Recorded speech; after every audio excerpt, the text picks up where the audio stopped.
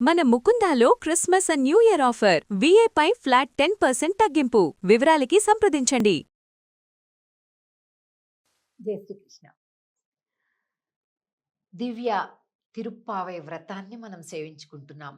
ఒకసారి ఆండాళ్ తల్లికి నమస్కరిస్తూ, ఆండాళ్ తిరువడిగళే శరణం.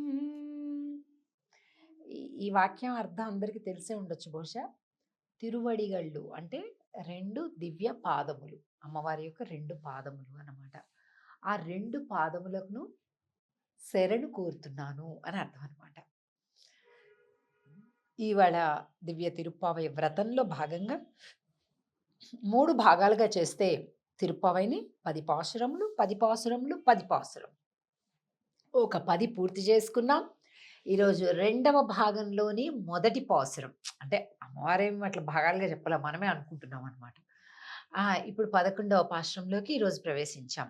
ఈరోజు రోజుకొక గోపిక పడుకుని నిద్రించి బయటికి రాకుండా వీళ్లతో కలవకుండా ఉన్న గోపికల్ని లేపుతున్నారు కదా. అలాగే ఈరోజు కూడా మరో గోపిక. మొత్తం 15వ పాసురం దాకా ఇలాగే ఉంటుంది. పాసురాన్ని సేవిద్దాం. కత్తుక్కరవై కణంగళ్ పలకరందు செத்தார் திரளழிய சென்று செருச்செய்யும் குத்தமொன்றில்லாத கோவலர்தம் பொற்கொடியே உத்தரவல்குல் புனமயிலே போதராய் சுத்தத்து தோழிமார் எல்லாரும் வந்து நின்முத்தும் புகுந்து முகில் வண்ணன் பேர் பாட சுத்தத்து தோழிமாரெல்லாரும் வந்து நின்முத்தும் புகுந்து முகில் வண்ணன் பேர் பாడా.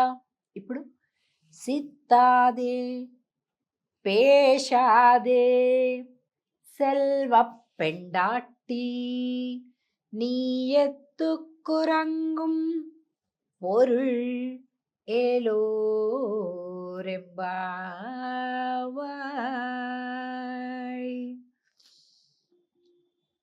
కత్తుక్కరవై కణంగల్ పలకరందు. బాబ్బా, ఈరోజు నిదురిస్తూ బయటికి రానటువంటి గోపిక ఎవరైతే ఉందో గొప్ప వంశానికి చెందినటువంటి గోపికట. ఎంత గొప్ప వంశం! ఈమెడ ఒక్కదానికే భక్తి కాదు, ఈ ఇంటిల్లి పాది అందరూ కృష్ణ భక్తులట.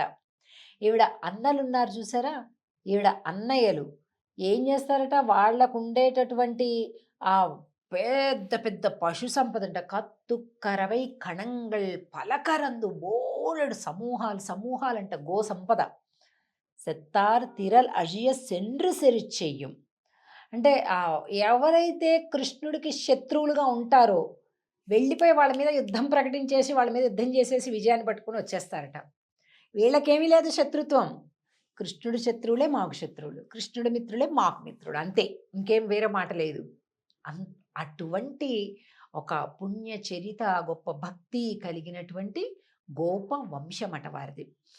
కుత్తం ఒండ్రిల్లాద కోవలర్ధం పోర్కుడియే. అరే, అసలు ఆ వంశంలో ఇంత తప్పు దోషం చూద్దామంటే కూడా దొరకదంట. ఇప్పుడు మామూలుగా అసలు నిజంగా ఈ కాలంలో చూస్తే ఇలాంటివి కాస్త వింతగా ఆశ్చర్యంగా ఉంటుంది కదండి. ఎక్కడ చూసినా ఎక్కడోక్కడ కుటుంబం ఎంత గొప్పదైనా ఎక్కడోక్కడ ఒక మచ్చ, ఒక పనికిరానోడు పుడతాడు అందులో. ఇక ఈ ఇంటిల్లి పాదిని మొత్తాన్ని కూడా విడదీయటం. ఇంటికి ఒకళ్ళు చాలండి, ఇట్లా ఉంటారు. ఇల్లు మొత్తం భ్రష్టం. అది ఆడవాళ్ళు కావచ్చు, మగవాళ్ళు కావచ్చు. కొడుకుల్ని కోడల్ని కలవనివ్వకుండా ఒక ఆవిడ, భార్యాభర్తలను కలవనివ్వకుండా ఒకళ్ళు, పెరిగి పెద్ద అయిపోయి తల్లిదండ్రుల మీద కేసులు పెట్టేవాళ్ళు ఒకళ్ళు, రకరకాలుగా అస్తవ్యస్తాలుగా అయిపోతున్నారు. అరే! ఇది ఒక వంశమే, ఈ కుటుంబమే, దీని పరువు ప్రతిష్టలను, బాధ్యతలతోటి మనం నెట్టుకు రావాలే అనే కాన్సెప్టే పోయిందసలు. ఏం లేదు. ఆ గోత్రం అంటే ఏంటో తెలీదు. పరువంటే ఏంటో తెలీదు. పెద్దవాళ్ళు ఎంత కష్టపడ్డాలో తెలీదు. ప్రతి ఇంటిలో అండి ఇప్పుడు నేను ఇది తిరుప్పావై ప్రవచనంలో పెద్ద కరెక్ట్ కాదు గానీ, వాస్తవం లోకం అట్లా ఉంది. ఇంచుమించుగా 100 ఇళ్లల్లో 99 ఇళ్ళు తండ్రిని ఇంకా అలా సంపాదించలా, ఇలా సంపాదించలేదు నువ్వు. నువ్వు పనికిరానోడివి అది ఇది అని తల్లిదండ్రుల్ని పనికిరానోళ్ళుగా మాట్లాడేటటువంటి ఒక దౌర్భాగ్యపు కాలం అన్నమాట. కానీ ఇక్కడ చూడండి, ఈ గోపిక కుటుంబమంతా కూడా ఎంతో సిరి సంపదలున్నా గూడా వాళ్ళకసలు ఆ సంపదల మీద లేదు మోహం. వాళ్ళ మోహమంతా కృష్ణుడే. కృష్ణుడే మోహం. ఆయన వెనకే వెళ్తారు. ఆయన కోసం యుద్ధాలు చేస్తారు. అలాగన్నమాట. ఈవిడ చూస్తే మహా సౌందర్యవంతురాలట.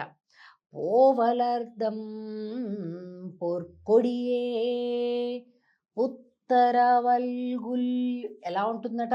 ఆవిడ యొక్క నితంబ స్థానం అంటే వెనక భాగం ఎలా ఉంటుందట అంటే, ఒక పెద్ద పాము ఇలాగా లోపలికి పుట్టలోకి లోపలికి ఇలా వెళ్ళిపోయి, లోపల మళ్ళా పడగుండే పైన సన్నగా ఉంటే ఎలా ఉంటుందో, ఈవిడ భుజాలు ఎనక వీపు ఇలా ఉండి, నడుము దగ్గర సన్నగా అయిపోయి, మళ్ళీ కిందకి ఇలాగ లావుగా వెళ్ళి నితంబం అంటారు. అలాగా ఏమి అందం అండి ఆవిడ. పునమైలే వనమయూరమా అంటున్నారు. అంటే ఆవిడ జుట్టు కేశాలంతా ఇట్లా ఉంటుందంట. సహజంగానే సుగంధభరితములైనటువంటి కేశములట ఆవిడకి. పునమైలే పోదరాయ్ సుత్తత్తు తోజిమారి ఎల్లాரும் వందు.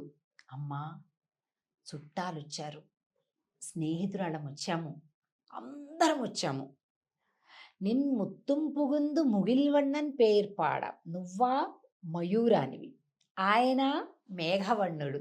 ఆయన పేరు చెప్తే నువ్వు అసలు ఆగలేవు, తెలుసు మాకు అని అంటూ ఇంత స్వామి కీర్తన చేస్తుంటే సిత్తాదే పేశాదే సెల్వ పెండాటి తల్లి ఉలకకుండా పలకకుండా ఎలా ఉండగలుగుతున్నావు తల్లి? నీ ఎత్తుక్కు రంగుం పొరు అనుగ్రహించు తల్లి. దా అందరం కలిపి చక్కగా స్వామి గురించి పాటలు పాడదాం, ఆటలు ఆడదాం, స్వామి దగ్గరికి కలిపి వెళ్దాం. ఎంత బాగుంటుంది కదా అందరితో కలిస్తే అని బయట నుంచి ఈ ఆండాళ్ గోష్ఠి పెద్ద సమూహం వీళ్ళందరూ లోపల పడుకుని ఉన్నటువంటి ఆ గోపికను ప్రేమగా నిద్ర మేలుకొలిపి తమతో చేర్చుకుంటున్నారు. ఇక రేపటి రోజు 12వ పాశ్రంలోకి మనం ప్రవేశిస్తాం. ఆ గోపిక విశేషాలేంటో రేపు చూద్దాం. ఆండాళ్ తిరువడిగళే శరణం. జై శ్రీకృష్ణ.